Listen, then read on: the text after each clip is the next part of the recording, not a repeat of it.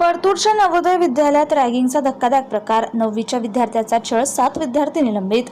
जालना जिल्ह्यातील परतूर येथील जवाहर नवोदय विद्यालयात रॅगिंगचा धक्कादायक प्रकार उघडकीस आला. इयत्ता 11वीच्या विद्यार्थ्याने 9वीत शिकणाऱ्या विद्यार्थ्याच्या छळ केल्याचं समोर आलं असून या प्रकरणाची चौकशी झाल्यानंतर 7 विद्यार्थ्यांना 8 दिवसांसाठी निलंबित करण्यात आलं.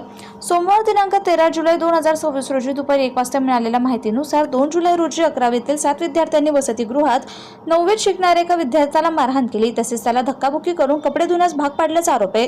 या प्रकारामुळे संबंधित विद्यार्थी मानसिकदृष्ट्या घाबरल्याचं सांगितलं जात आहे. घडलेला प्रकार विद्यार्थ्याने आपल्या पालकांना सांगितल्यानंतर त्यांनी विद्यालय प्रशासनाकडे तक्रार केली. त्यानंतर विद्यालयातील रॅगिंग प्रतिबंधक समितीने या प्रकरणाची चौकशी सुरू केली. चौकशी दरम्यान संबंधित विद्यार्थ्याचे जबाब, साक्षीदारांची माहिती आणि उपलब्ध पुरावे तपासण्यात आले. चौकशीत रॅगिंग झाल्याचं निष्पन्न झाल्यानंतर विद्यालय प्रशासनाने 11वीतील 7 विद्यार्थ्यांवर शिस्तभंगाची कारवाई करत त्यांना 8 दिवसांसाठी निलंबित केले.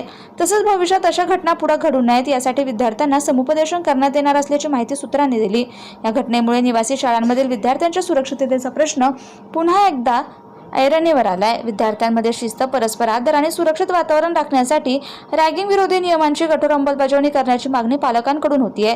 दरम्यान विद्यालय प्रशासनानं रॅगिंगला कोणत्याही परिस्थितीत थारा दिला जाणार नाही असा स्पष्ट इशारा देत अशा प्रकारच्या घटनांवर कठोर कारवाई सुरूच राहणार असल्याचं सांगितलंय. आमच्याकडे काही दिवसापूर्वी पालकांनी तक्रार केली होती की त्यांच्या मुलाला जे हे इयत्ता 11वीच्या मुलांनी धक्काबुक्की केलेली आहे आणि त्यांना कपडे धुण्याचं सांगितलेलं आहे.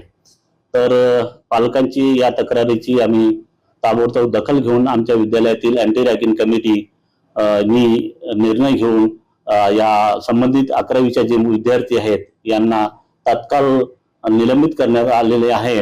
आणि